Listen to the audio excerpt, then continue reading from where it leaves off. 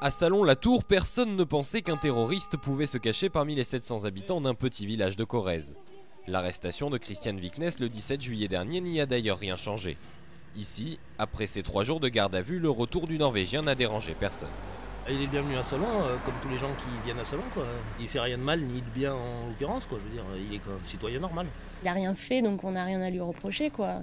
Et il continue à faire sa vie, il vient dans le village comme avant. Dans leur quartier, le couple ne fait pas de vagues. Il reste poli mais surtout discret.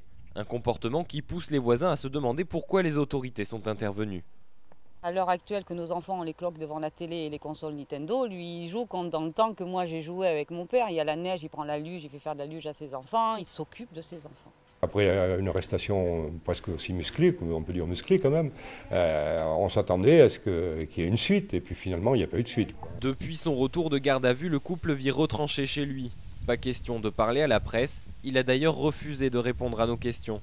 Seuls 2 journalistes du quotidien local La Montagne ont pu rencontrer Christian Viknes et sa femme.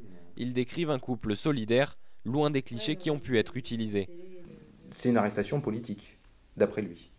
Il sait clairement ce qu'il fait. C'est pas du tout un illuminé comme on pourrait l'imaginer, avec tout le folklore qu'on peut mettre autour de la musique métal comme c'est son passé. C'est quelqu'un qui réfléchit énormément, qui sait ce qu'il fait, qui dit pas un mot à la place d'un autre. Christian Viknes pourrait profiter aujourd'hui d'un vide juridique pour échapper à la justice française, les propos pour lesquels il est poursuivi ayant été publiés sur son blog qui est hébergé à l'étranger.